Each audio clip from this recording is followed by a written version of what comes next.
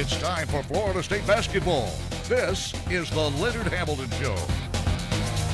Brought to you by Powerade, the official sports drink of the Florida State Seminoles. Powerade, power through. And by the Florida Lottery, over $30 billion and counting to education. Just imagine. And now your hosts, Gene Deckerhoff and head coach Leonard Hamilton. Welcome to the Leonard Hamilton Show. We talk Florida State basketball today, as we do every week, and a lot of good news to talk about. Florida State wins 2 ball games this past week, one on the road, one at home, and the excitement continues to build as we're at the halfway point of the ACC season. Coach, back-to-back wins, one at home, Georgia Tech. On the road, we beat Syracuse for the first time in almost forever up at the Carrier Dome. Well, they're a very good basketball team, and I think this fact that they have been so successful over the years, and we've had such a hard time being successful up there. I thought it motivated our guys, and I think they were extremely focused, and I thought they brought the best out of us. And we had periods in the game where we didn't play well. They had some comebacks, but I thought we showed a tremendous amount of poise. And during those critical parts of the game, we hung together, and I thought that made a difference in whether or not we were successful. 2 different kind of games, Coach. The Georgia Tech game, a very slow-down game, and you had to work the ball around. Georgia Tech used that shot clock, and Syracuse up and down the court, 94-foot brand of basketball. Exciting Florida State basketball on today's show. And, oh, by the way, redshirt freshman, hails from Fort Lauderdale, but he grew up in Switzerland. Anthony Polite is going to be our special guest today. Well, he's a young man that I think the future is very bright for him at Florida State. We're really pleased that he's part of our program. Yeah, that's on today's show. Stay with us. We'll have highlights coming up in just a moment.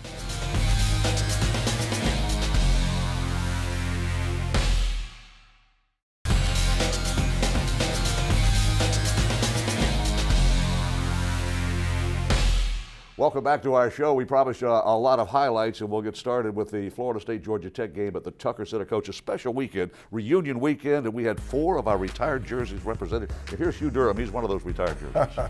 Well, I tell you, we had some basketball greats return to the Civic Center, and they seem to really enjoy themselves. And the 1969-70 basketball team featuring Dave Cowens and his teammates. What a tremendous run, 23-3. Great to see the Florida State alums come back and support the current team. And now, Coach, let's watch our team go to work against Georgia Tech. Well, here again, we started the game off getting the ball right inside the Kamaji.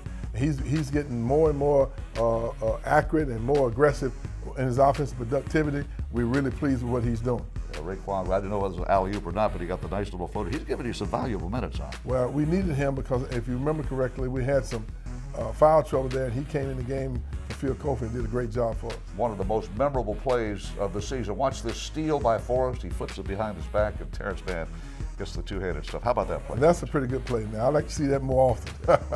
I've not seen that before. Now, Fiondu Kabengele, we'll talk about him in today's game against Tech, and also in the game against Syracuse. He's got a nice stroke from three-point. No doubt about that. He's been working hard on his perimeter shooting as well, and he's a very strong, aggressive youngster that's taking the ball to the basket strong. He's becoming more and more of a complete player. Yeah, watch him again, Coach. I call it a whirling dervish move. If he gets around the basket, he's going to score points. Well, there's no doubt that he's getting better and better. His confidence is growing.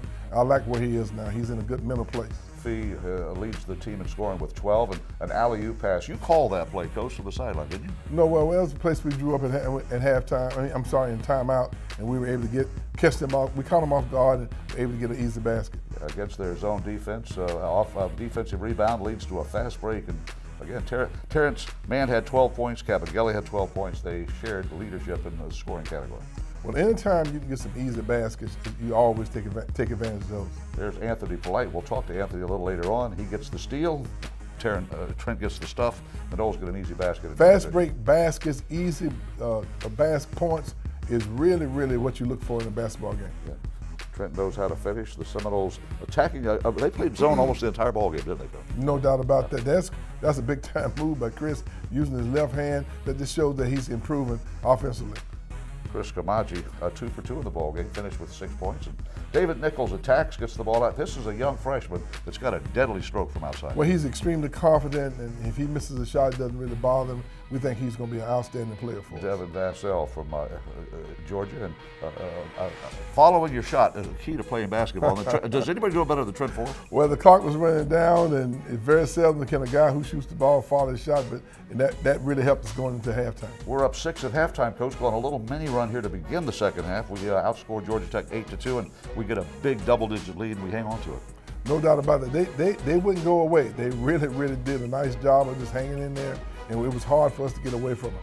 Phil Kofer with a three-point shot. And look at there, there's the Green Viper team over there cheering on Phil Kofer in that triple. You know, Phil's still shaking the rust off of missing all those games and time and practice, and he's getting better and better with his game. Phil Kofer with a triple. Seminoles maintain a lead the entire second half, and another driving basket, and there's nothing better than a layup in college basketball. I am very pleased with the progress that Raquan Gray's making.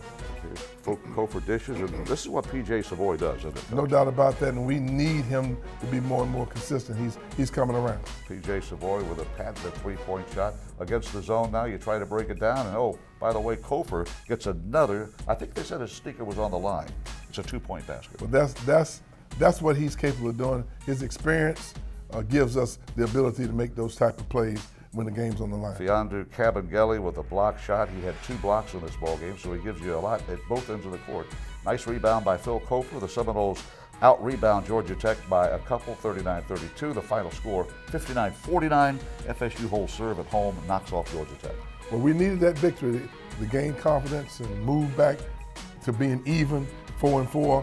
And now we have a chance to go on the road against Syracuse and get above 500. Leonard, the number that really stood out as you looked at the stat sheet there is we held Georgia Tech to less than 30% shooting. Outstanding defense in that ball game. But our guys were connected. We understood the importance of the game.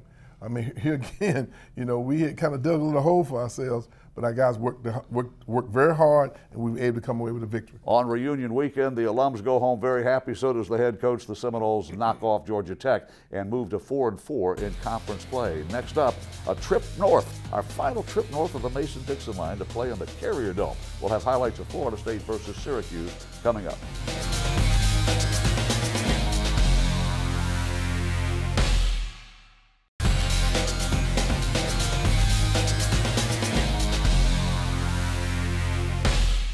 Welcome back to the Leonard Hamilton Show. We had highlights of Florida State's big win over Georgia Tech, and a little later on in the show, we'll go up to the chilly Carrier Dome in Syracuse, New York, and have exciting highlights of Florida State's big win over the Orange. But right now, Coach, time for us to get up close and personal with a redshirt freshman who has tremendous ties to Florida State University, Anthony Polite. Well, Anthony Polite is he's one of my favorite because he's a legacy kid.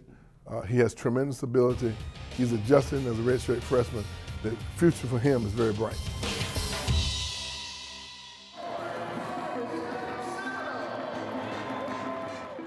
For some athletes, it starts with a dream.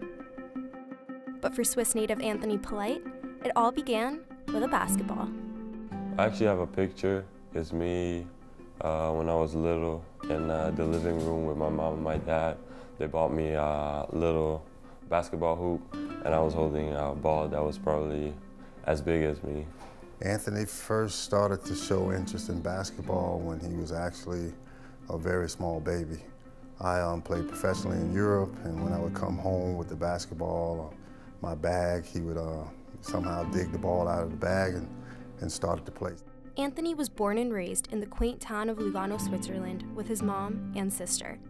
His dad traveled around Europe playing professional basketball, ultimately paving the road for Anthony's future. I grew up with my mom when I was little. My mom and my sister, actually. She always motivated me. She always wanted the best for me, even when I left to come here. With the game flowing in his veins, Anthony moved 5 hours away to the French part of Switzerland to play basketball, before moving to South Florida to pursue his career at St. Andrews High School. I think if I would have gone straight from home to over here, it would have been a lot harder. But the transition that I made from moving just 5 hours away made it a lot easier. Upon finishing high school, Anthony received offers from Duke, Miami, Pittsburgh, and Virginia Tech before committing to Florida State, where his dad starred from 1987 to 1991. Michael Polite, the 24th player in FSU basketball history to score 1,000 career points. I came to visit here. The coaches, I loved everything they did, everything they said to me, and just being around the team, I felt like I was at home. I pinch myself every day that I get a chance to even hear about his practices or come watch a game, be amongst him, you know, just being successful here at Florida State. While the two share a last name and a passion for FSU, one thing that sets them apart is their playing style. Anthony, like a lot of European players, has a well-rounded game. He's versatile, he's quick, he's strong, he's athletic, and he has to adjust to the American style of ball. So we recognize he has great potential to be a good defender. He has a nice body to be a strong rebounder, and his future is very bright. I was more of an inside player. I played more closer to the basket, and he has a lot more skills than I have, perimeter skills. 1 year ago, Anthony dealt with painful tendonitis in both of his knees, cutting his true freshman season short after just one regular season game. But through it all, his teammates always stuck by his side. He's still one of the best jumpers, one of the fastest guys on the court, and he could barely walk a month before the season starts. A lot of people don't know that. He was dealing with an injury and a procedure that he had in the off season, so he's still not even at 100%, and he's still competing at this high level. One teammate in particular has been with Anthony from the very beginning, helping him with his transition from Switzerland to U.S. culture, and finally to FSU. He was kind of quiet, you know. He came from like Switzerland, so he didn't really know anybody, and he was trying to get, you know, familiar with things around the U.S. So he didn't really talk much, but once he got around us and, you know, started playing with us, and, you know, just translated, you know, he had to start having fun and start talking to us, and he just became comfortable. Through it all, Anthony's dad has always served as a support system, giving his son the guidance he needs to succeed. He always tells me how important school is and how important it is, or even the life after basketball, just to have a backup plan, because basketball isn't forever. Being a parent, you just want to be very supportive and not overdo it, being that I played here, I had a career here, and he's here now and he has a career to finish here at Florida State. While nobody can guarantee how polite Anthony may be on the court, what's certain is his future appears to be bright. I'm Jessica Felsen for The Leonard Hamilton Show.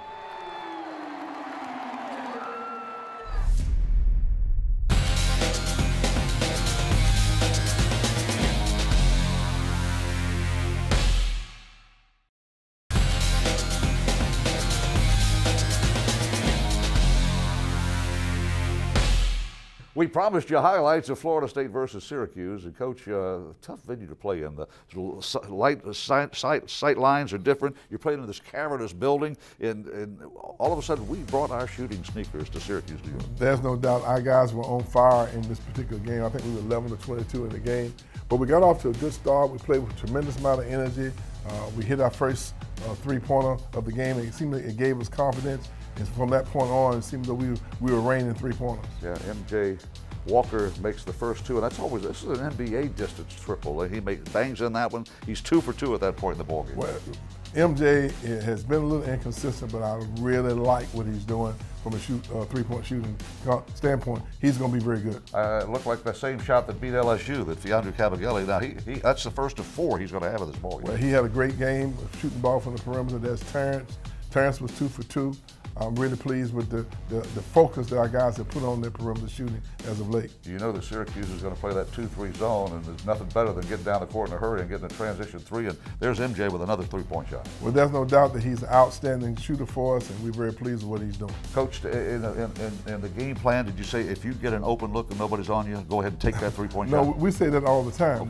Our kids have a knack for making good decisions with the ball. David Nichols, who played at Albany, I said he had to get about 25 tickets for family and friends to come watch you play. Well, he played close by, and he did a great job for us on that pull-up jumper. There's another one of those transition triples, and my golly, is he red hot. 4 for 4 this ball game, P. Cavagelli. Well, there's no doubt that our guys were looking for him too. Here again, and he's confident that he's going to knock that shot down. He's been working very hard on his perimeter shooting. So for him to be able to shoot that well from the perimeter and then be a strong physical player inside, that really gives him a big boost. Yeah, he had some family there too. He's from Canada. That's about as close as you get to the Canadian border playing in Syracuse. Does a great shot fake and a 4-point play. Yeah. By P.J. Savoy. P.J. Savoy gets the triple. There's a foul. He goes to the free throw line and makes the shot. It's all part of a big Florida State first half, Coach. We built a big lead on the road. Took the crowd completely out of this ball game. Well, that was a big time play right there by Ron Gray, going the length of the floor. I tell you now, he's really coming on and giving us a great lift off the bench. Noles are up 20 points at 1 point here in the first half, and acrobatic layup, and there's some harm, and Terrence Mann shows he could play at both ends of the court. He led us in scoring with 22. Well, this is one of those shots that only Terrence can make. He has the ability to hang in the air, double clutch it, draw the foul, and then finish the play. How about Terrence Mann? 8 for 9, 2 for 2 from 3-point, 4 for 4 free throws, 9 rebounds. He had 3 blocks. And oh, by the way, Terrence Mann joins 2 other Seminoles. He joins Doug Williams and Bob Sura as the Doug Edwards, I beg your pardon, is the only Seminole to have scored 1,100 points or 1,000 points, 600 rebounds, 200 assists, and 100 steals, Coach. There's no doubt that that's a class that he will remember by for many years. And he does it in Syracuse, New York. Trent Forrest has a solid game in this game, finding open shooters. He gets 9 big points, and part of the offensive shootout that we had. Now, Syracuse is going to cut this thing down to 1, Coach. What's going through your mind? Well, I think that we just had to regroup. And here's a great play by our senior leader, Phil Kofor. He saw us needing him to step up and get a good basket, and that's what he gave us. Now, the Seminoles use defense to go to offense. Trailing is, guess who? P.J. Savoy doing his thing. There's no doubt that that was a very timely basket that we really needed. Yeah, Trent Forrest in this ballgame, we mentioned he had 9 points. He had 10 assists in the ballgame. That's a career best in an ACC game for Trent. I tell you what, David Nichols has given us great leadership, man. That was a great pass and a great play by him. Yeah, here comes Trent, and here's one of his 10 assists, and Terrence Mann, the beneficiary, gets a 2-handed dunk. Coach, they got it to 1. We go in a spurt. We build it to double digits and win and carry it. It's a very tough place to win. Great win for Florida State in a place that's very hard to win. Yeah, in fact, that's our first win since an NIT game back in '97 at the Carrier Dome. And Fiandre Camangeli, I take this one in a minute, Coach, because this is the best game one of the best games he's played. Double figures now for what, 5, 6 games in a row? Well, he's doing a great job for us. Our teammates are going to him. They're excited. I'm really pleased with the progress he seems to be making. And how about this football pass? Was that Raekwon that threw it all the way down his? Well, we kind of caught them off guard that they were coming at us with their press, and then loosened them up a little bit. Yeah, Raekwon distributes, and again, he wanted to pass, it looked like, and decided to take the shot. Well, he got fouled and he finished the play. He was on fire this particular game, and we need to have guys step up like that in big games and make plays. Florida State attacking relentlessly in that 2-3 zone. Here's the alley-oop that I was thinking. Another one of those assists from Trent Forrest. There's Phil Kofor. Well, you see the guys really playing well together. Here's another unselfish play. So you really like to see that level of consistency and how they look for each other. Noles back up 18, now 16, and the Green Viper crew gets into the ballgame, Coach. And that's a very unselfish play by Nichols. He could have made the basket, but he wanted to get one of the green team guys a bucket. Yeah, they came in with about 32 seconds, had 2 shots at it. We got a hoop for the Green Viper game. Coach, we shoot lights out, 54% in a venue that's tough to shoot in. No doubt about that. The sight lines are different. It's a cavernous arena, and very few people go in there and come away with a victory. Not just a victory, but an 18-point win over the Syracuse Orange at their house. We look at the week ahead in just a moment.